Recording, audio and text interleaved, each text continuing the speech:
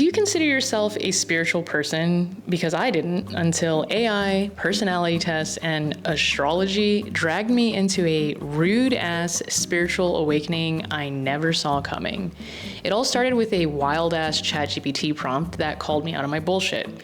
From there, I stumbled into Enneagram typing and then landed face first into astrology. The f*** is all this? What shocked me most is how this woo-woo stuff made everything feel better, from productivity to socializing to taking action on the right things, even if it makes my pits and my hands sweat profusely. So, in this video, I'm gonna break down why you might be feeling stuck, how astrology, of all freaking things, can help you get unstuck, and the exact steps that you can take to get started today.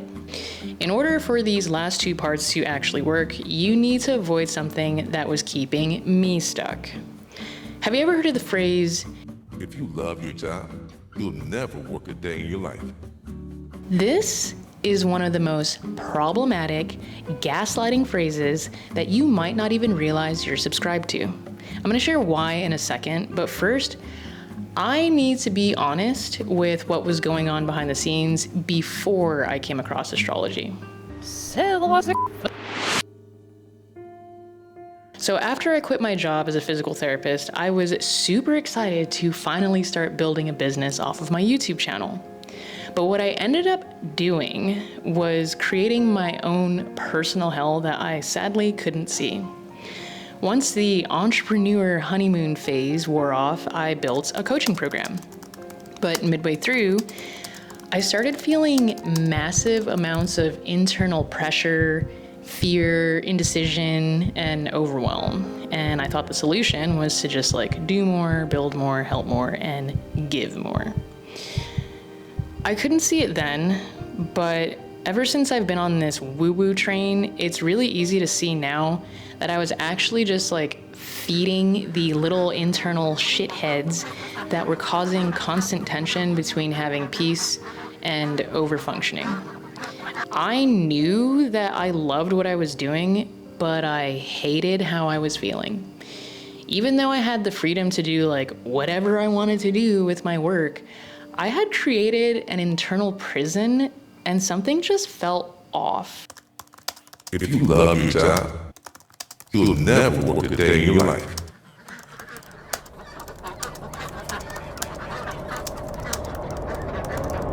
First of all, this completely erases the emotional labor and complexity that comes with doing work you really care about.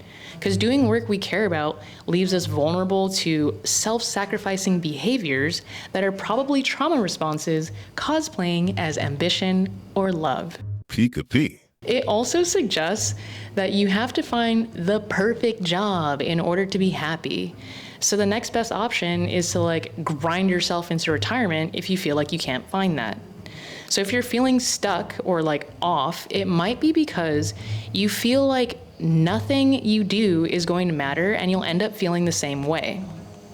Therapy is not cheap. And while there's no substitute for it, it's not an excuse to feel like you can't help yourself.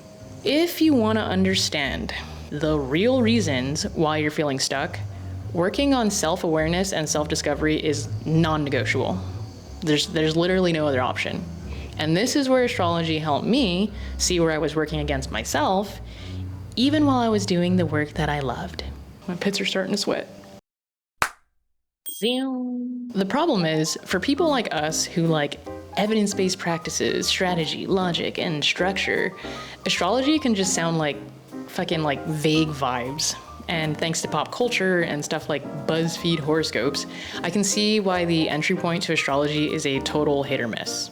But after benefiting so much and so quickly from using astrology with my daily work, I wanted to understand why more people weren't talking about this in the productivity and self-help bubble.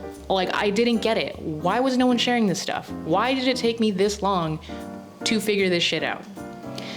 Anyway, the conclusion that I made is it's because astrology can be highly subjective and left to open interpretations that could actually drive you further down the wrong path. Aw, shit. Mercury's in retrograde. Everyone just give up. Give up. So I want to show you a way that I use astrology that's practical, grounded, and it actually will help you get unstuck without feeling like you need to speak in moon phases and Mercury retrogrades. Also, if you're watching this and you know the power of astrology, leave a comment below and help this newborn astro girly make her case. You know how helpful this shit is. Okay, anyway, so after testing what worked for both me and my coaching clients, I ended up doing something I never thought I'd be doing. Building a productivity app. I'm pretty proud of this one because it's appropriately called task alignment. And it helps you figure out whether the work you're doing is actually aligned with your purpose that you create without burning yourself out or self-sacrificing to get there. What I love about task alignment, aside from the fact that I built it and it's my baby, the entire app was born from 3 steps that I took, a simple method basically, that you can apply to your life without ever even having to understand how to read your birth chart. The irony, but not really, is that task alignment will help you do these next 3 steps that I'm gonna share with you. This first step might sound annoyingly simple, but this is where people begin to immediately reject what comes up if it's not currently how they feel about themselves. I know this because that was kind of like me. But if you stick around and stick around? What the fuck? But if you stick to using this method, but if you stick to using this method, you'll tap into the most banging personal reflection tool that'll help you get your shit together if you give it a fair chance. So first, ask ChatGPT about your sun sign, which is the zodiac sign that you're likely familiar with. Just simply ask, I'm a insert sign, what does this mean for me? Next, pick one, just one thing you know you're not currently doing consistently or at all, and ask another question that starts with, how can I? So for example, one of the ways that I thrive as a Leo is through play, and I was reading this during the time that I had forgotten that. So from the first step, I'd ask a follow-up question like, how can I gamify this so it feels like play? And then I'd write it in my journal, and it would help me remember to set the intention to do it. And then for the most skipped step, but the most important one of all, go and freaking do it. I'll admit, I started using this method as a skeptic, just to test and see if this stuff actually worked. And 6 months later, I'm doing astrology sessions with my clients, and I can tell you how my Venus and Mars placements influence my routines and my interior design choices. But seriously, on a deeper level, I have ended up making new lifelong friends, which is kind of hard to do when you're in adulthood. And I started addressing trauma through shadow shading, which is basically what I call doing deep internal work on your sore spots. And I have more certainty in what I'm doing than I ever have. This is what's given me the clarity and the audacity, honestly, to build task alignment with absolutely no coding background. But anyway, there's actually an even better way to get started with astrology that I recommend to my clients and friends. It's the way that I got started and was recently validated by a multi-million-dollar businesswoman that I met who did spiritual coaching on the side as a cute thing for her own personal fulfillment. It still doesn't require you to look at your birth chart or even know your birth time. The method that I just shared with you works for this and really any part of your chart, but it can be really easy to get lost in all the planetary sauce if you use it on anything and everything in your chart, especially if you have ADHD and you love learning. Ask me how I know. But if you're really serious, actually serious about using this method, and you don't want to waste any time testing to see if this stuff works, here's exactly what you need to do to get on the woo-woo train without derailing yourself immediately after. So remember that spiritual businesswoman that I mentioned earlier? In her 11 years of using astrology in her coaching and reading tons of astrology books, she said that this book is the one, which is great news to me because now I can avoid a tangential deep dive into astrology books, and so can you. So anyways, I still recommend that you get the book, but I'm gonna do you a solid and just tell you what to use to get started in the best way that I know how.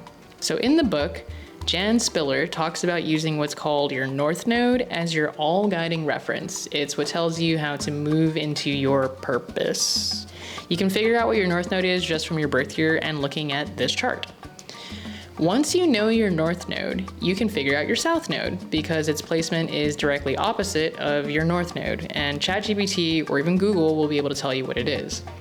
Your South Node, this is where things get really helpful. Your South Node is basically your comfort zone. It's the tendencies that you already have and the things that you're already good at, but they're also the things that can keep you stuck if you try to make progress using these traits. Essentially, you're here in this lifetime to move away from your traits of your South Node and toward the traits of your North Node. My North Node is in Capricorn and my South Node is in Cancer. ChatGPT can tell you everything you need to know about both, but I really love the way that it's broken down in Astrology for the Soul. When I read that spending too much time at home was a tendency to leave behind, I knew exactly where I needed to start. So from there, I kept going through the same steps that I shared earlier, where I asked a question about my chart, then I asked, how can I? And then I actually did the stuff that put me on track with doing things like making task alignment. The thing is, when you repeat these steps over and over and over and start experiencing oddly rewarding, cool-ass shit, you're gonna feel really excited, really excited to go and do a bunch of stuff. So if you're even a little bit curious about task alignment and how it works and want something that helps you operate while building something meaningful, check out this video. It's a live demo, and honestly, you might be witnessing history in the making. What was that? In the making. I don't know, I was trying to be fancy with the ending. I never know how to do these endings. All right, TTYL.